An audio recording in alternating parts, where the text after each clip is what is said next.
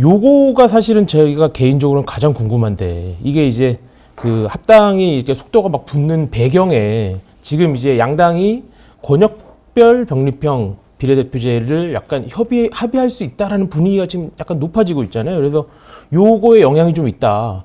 그래서 뭐 이렇게 해서 빨리빨리 합쳐야 되는 거 아니냐 이런 얘기가 나오는 거다. 이런 이제 이야기도 있는데 뭐 그런 것도 좀 이제 고려를 하시는 건가요?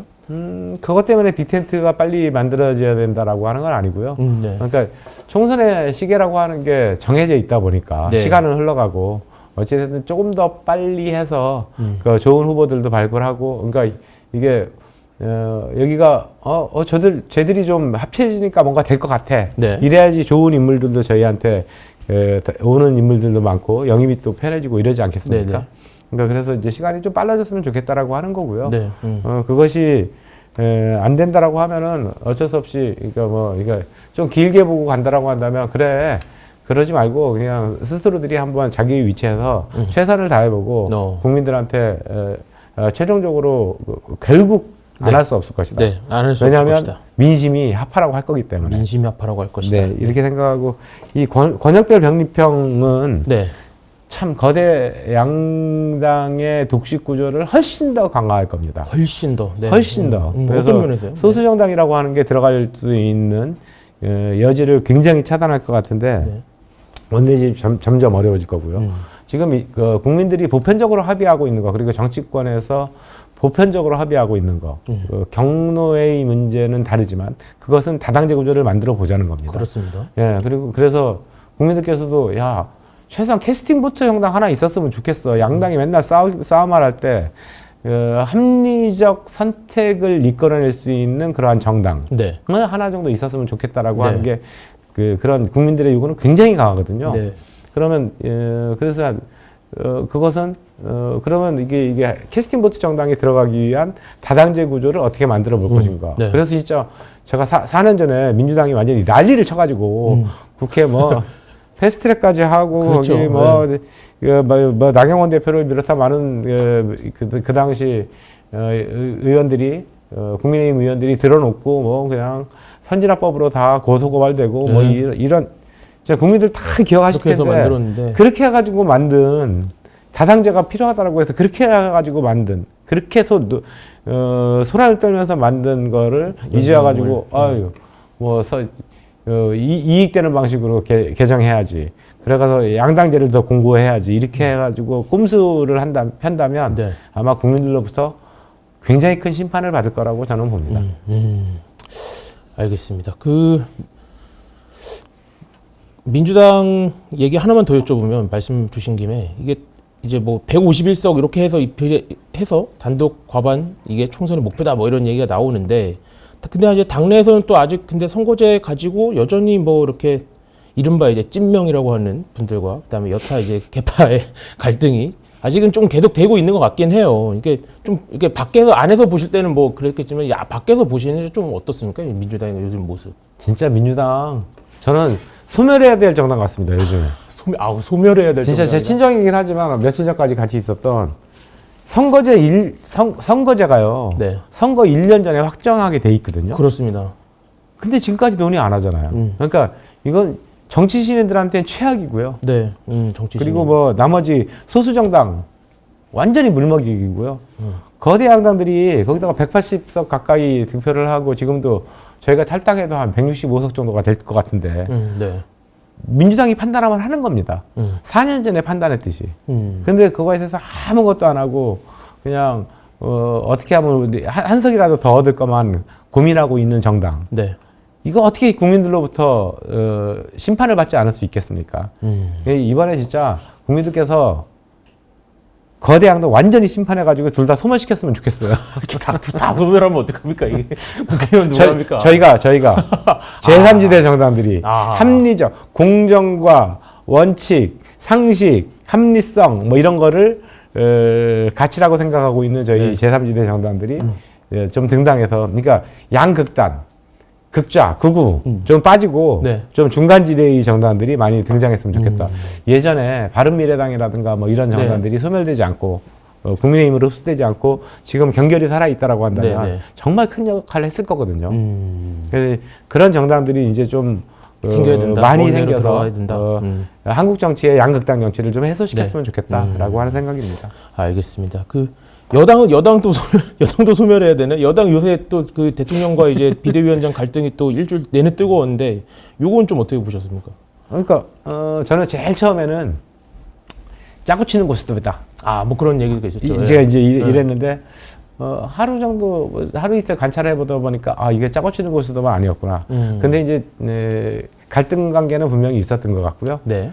근데 둘 다 자칫 파국으로 흐르기는 바라지 않았겠죠. 그렇겠죠. 예. 예, 그러니까 일정 수준에서의 봉합을 할 수뿐이 없었던 거 아닌가 싶고. 네. 근데 왜냐하면 지금 보면 국민의힘의 국회의원들이라든가 아니면은 많은 그 후보들이 네. 윤석열 마케팅을 이미 버렸고요. 그렇죠. 한동훈 마케팅을 아주 광범위하게 시작했습니다. 그렇습니다. 그런 거는 이미 민심이 국민의힘 지지자들 사이에서도 한동훈 비대위원장이 훨씬 더 얼굴로 치르는 것이 한동훈 비대위원장의 얼굴로 치르는 것, 선거를 치르는 것이 훨씬 더 좋다라고 하는 것은 이미 결정이 난 것 같고 네네. 그런 상태에서 한동훈 비대위원장을 내칠 수 있겠나? 불가능하다. 근데 다만 문제는 이게 결국에는 김건희 여사의 명품백 논란이거든요. 네네. 제가 그 사건 처음에 방송에 보도되자마자 제 페이스북에다가 이런 글을 썼는데 자꾸 이런 걸 왜 자꾸 갖고 와요? 자꾸라고 하는 건 한 번도 아니지 않습니까? 그렇죠. 네. 한 번이 아니었다. 이렇게 한 번이 아니었다라고 하는 건 김건희 여사가 스스로가 하신 말씀인데 네. 그거에 대해서 명품백 문제가 아주 끝까지 저는 이번 총선에서 최대 쟁점이 됐을 뿐이 없다. 그거를 좀 끊어내고자 했던 것이 한동훈 비대위원장의 이제 생각이었고, 네.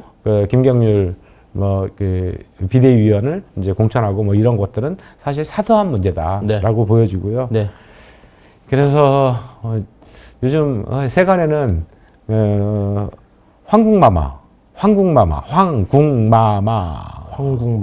네. 우리 김건희 여사를 황궁마마라고도 불립니다. 아, 이제 약간 이렇게 좀 조롱하면서 이렇게. 네, 황궁마마를 과연 걷어낼 수 있을까? 그거를 얼만큼 지울 수 있을까? 네. 저는요, 그런 생각도 해봅니다. 그러니까 결국 이번 총선 때 국민의힘이 과반 이상을 획득하지 못하고 실패한다면 네. 진짜 백석 이런 얘기도 나오는데 그렇게 네. 실패한다면 윤석열 대통령의 레임덕은 아주 가속화될 것이고 식물 정권으로 잘 나가고 말 것이다. 그러면 그거는 어떻게든지 막아야 되는데 네. 그러면 황궁마마를 놔두고 이게 가능할까? 안 된다. 그러면 어디 한남동 사저에서 나와서 어디로 떠나가는 모습을 연출한다거나 그럴 수도 있다는 거죠. 그런 것까지 고민할 수뿐이 없는 상황이 아마도 범 여권에는 벌어질 것이다. 김건희 여사에 대한 리스크가 총선을 좌우할 것이다. 국민의힘에. 네. 알겠습니다. 최고 큰 리스크다. 최고 큰. 알겠습니다. 한번 지켜보도록 하고요. 저희가 마지막으로 이 인사뷰에 마지막으로 준비된 순서가 하나 있습니다. 네. 저 옆에 있는 저 노란색 손가락 들어요? 공, 예, 요걸로 요 카메라를 이렇게 가리키면서 뭔가 약간 이렇게 한마디 하고 싶은 분에게 약간 당부의 말씀해 주셔도 좋고 뭐 이게 사실 손가락질이라고 하는 게 별로 좋지 않은 건데. 원래는 이게 사실은 이렇게 손바닥으로. 그럴까요? 뭐 너 약간 이런 느낌이었는데 약간, 조롱하듯이. 또 조롱할까지는 아닌데 약간 이제 뭐라 이렇게 이게 저는 직접적으로 해라. 요거는 손가락으로 돼 있지만 손바닥으로 이렇게 네. 봐주십시오. 네. 솔직담박하게 오늘 제 생각을 전달할 수 있는 시간이었던 것 같습니다. 시청자 여러분 감사드리고요. 재미는 별로 없으셨나요?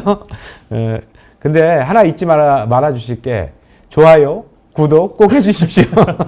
그리고 인싸의 자질도 이원욱도 충분하구나라고 한번 봐주십시오. 고맙습니다. 이거 이렇게 저희 팬들도 있는데 저기 이제 그 정치권에 약간 한마디 하시고 싶으신 분이나 그런 분들한테도 한마디 해주시죠. 정치권 그냥 한마디 하고 싶은데 오늘 한마디 할게 약간. 있죠. 누구라고 말씀해 주시고 한마디 해주시고. 와, 이거 여러분이 너무 여러 명이 생각나시는 것 같은데 지금. 제가 이재명 대표하고 이제 멀어지게 된 이유가 이재명 대표가 어떻게 대선 지고 바로 그 총선에 나오냐. 개항을 나오실 때 네. 맞아요. 그때 비판을 강하게 그 하셔서. 개항을에 나오고 나가지고 결국 민주당의 선거가 완전히 전패한 뭐 경기도를 제외한다면 전패한 네. 이런 선거 결과를 지방선거 때 맞이했는데 그때 개표 때 이랬습니다. 개표가 거의 끝나갈 무렵에 상처뿐인 영광, 제명이 친구 상처뿐인 영광 축하하네 이렇게 이제 올렸는데 페이스북에. 지금도 저는 그 생각이 버릴 수가 없습니다. 마음을 비워야 우리 제명이 친구도 대선 후보로 가는 이런 길이 열릴 것이다. 지금과 같이 그 방탄 뭐 이런 걸로만 계속 그 점철하고 또 선거법 또 엉망으로 만들고 뭐 그하고 퇴행하고 뭐 이러면 아마 국민들로부터 심판받는 시간이 점점 가까워질 것이다. 네. 라고 하는 얘기를 전하고 싶습니다. 네. 알겠습니다. 잘해 주세요. 알겠습니다. 아유 막 처음에는 아이 손가락 하면 안 된다 그랬더니 엄청 이렇게 가장 큰 액션으로 잘해 주세요. 알겠습니다. 반말하지 않았습니다. 네네 알겠습니다. 자 오늘 말씀 여기까지 듣도록 하겠습니다. 아까 아마 이제 마지막으로 해주신 말씀이 이제 저기 시청자분들한테도 해주신 말씀으로 저희가 듣고 오늘 여기까지 해보도록 하겠습니다. 총선 뭐 전에 한번 또 기회 되면 저희 또 모실 수 있도록 그때 또 나와주실 거죠? 좋아요, 구독. 네. 알겠습니다. 오늘 시간 내주셔서, 네. 오늘 시간 내주셔서 감사합니다. 네, 고맙습니다.